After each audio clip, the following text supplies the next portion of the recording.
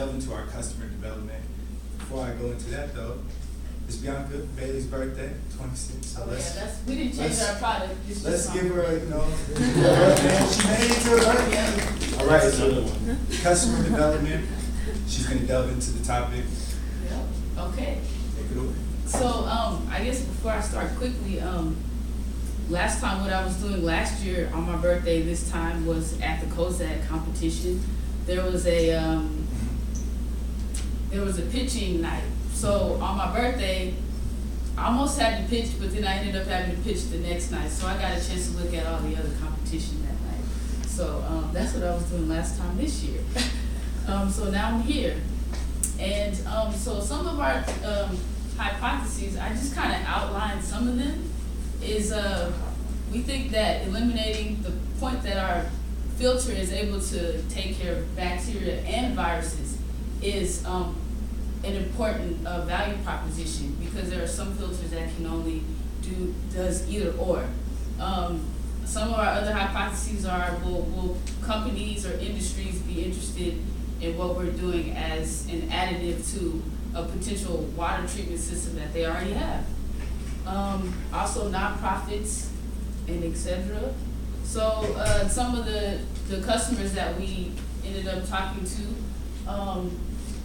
Joyce Brown, she's works with Healing Hands. It's an international nonprofit organization out of Texas, and they do a lot of work with Ebola patients now in West Africa, displacement of them post Ebola. And we spoke with Janike Industries. I mentioned that. Well, we mentioned that That's in Cedro, Willie, Washington. Yep. They deal with water purification.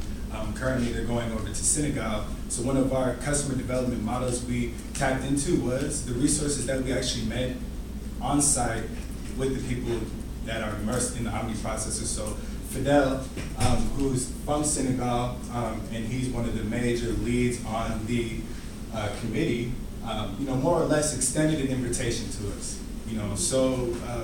Whereas the drawback of the Janike Productions was that they said, well, we don't really want to necessarily incorporate that type of tea processing in the infrastructure. So we said, okay, move on to the next person, right? So taking that advice of following the channels of development. So Senegal, Fidel got open arms invitation. So we're going to further seek and develop that relationship to incorporate our project. Mm-hmm. And the next customer is Christopher Buckley. He actually works, he's a professor at a school in South Africa, and he's on the Reinvent the Toilet project, and it's a toilet system that uses basically waste, and it takes waste, turns it into fertilizer, and also creates electricity and pure clean water.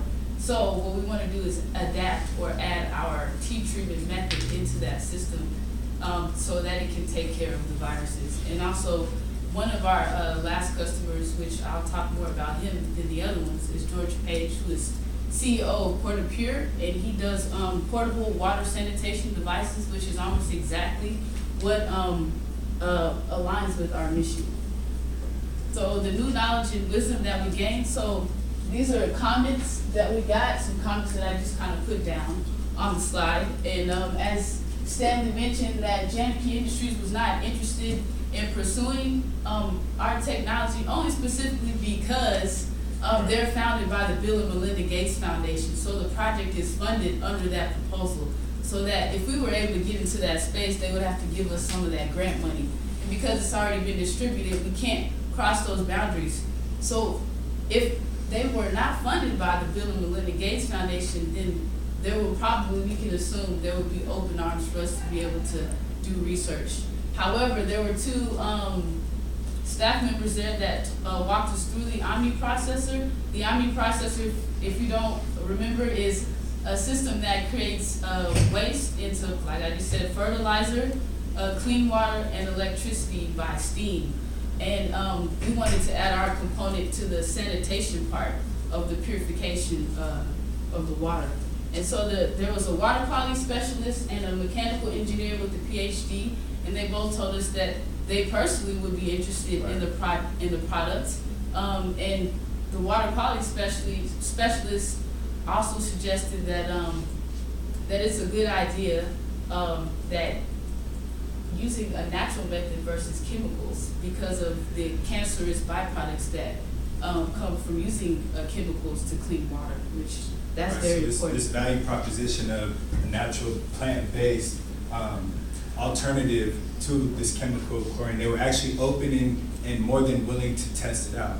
Again, however, when we went to the top and requested the services, although they were open to the idea at that time, the funds they are not able to channel properly. All right, so Okay. going to George Page.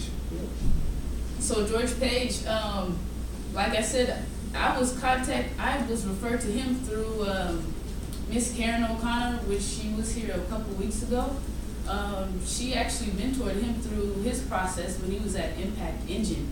So I got a chance to talk to Mr. Page, and he gave me a lot of insight on the water industry and what he's doing. He actually has a portable water device that you put on your backpack, it's right there, put on your back, and he's dispersed them in Haiti, in Latin America, and I asked him specifically why those areas. And those areas, Latin America, they focus mostly on bacterial diseases, not necessarily virus causing diseases. So I didn't know that. I was very interested. So basically what he told me about his technology is that it does not remove the viruses per se. It only takes care of the bacteria because of the fact that he's dealing with only Latin American countries.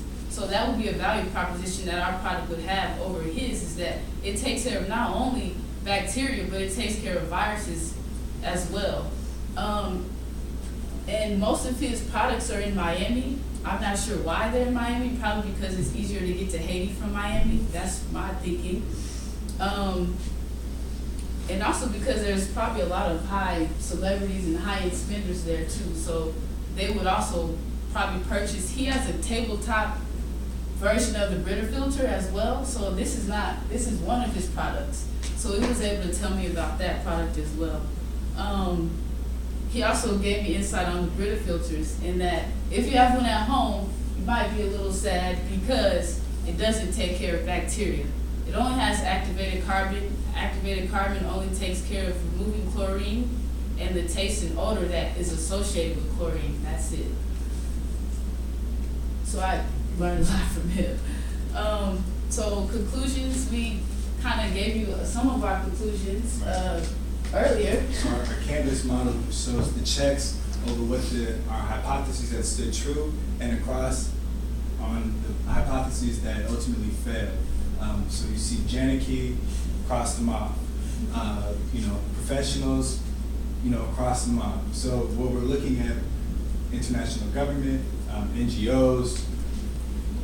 So we're starting to narrow our field and find out exactly what type of product is going to be beneficial to not only the economy that we're striving to facilitate, yet we're also looking into the type of model that's actually can facilitate and move forward with that process. And I want to come back to, he had a suggestion last week that we undervalued our market. Well, a response to that, I was talking with George, and he told me, suggested that Nigeria is very interested in water purification. It's there's 300 million people, so if you were to go there, that would be like a $2 to $3 billion market. So getting that advice and internalizing that's something that we want to look forward to investigating. What is the size of the market in Nigeria? That might be amazing. And so these are our customer archetypes. These are the people we talk to. This is Janicki, the guy who owns Janicki, and that's Bill Gates. He's drinking a glass of water that came from the poop treated input. So we're like one person away from Bill Gates, basically. Chris Buckley from University of KwaZulu-Natal in South Africa, which we're going there in July.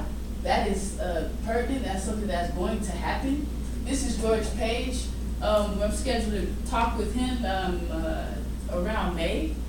And, Joyce Brown, she is up at the top, and she's nonprofit and represents, Healing Hands International. And this is, of course, Research Park. And we know there's some water filters out there on the counter, so we were thinking possibly there's an avenue for us to be able to pitch to the Research Park to get our product in here for some type of customer survey preliminary data. That's it. A couple things. One thing I noticed is, so this illustrates that you have some interviews that are more useful than others. Right. Don't disregard that, you know, and, you know, I've had groups, and we've had groups come through in the past that even talked about how many interviews they had that were not very useful. You know, the throwaway interviews versus keepers. And so this illustrates that fact. The other thing that that stands out to me is, you know, as you come into the next week, or, you know, when we start talking about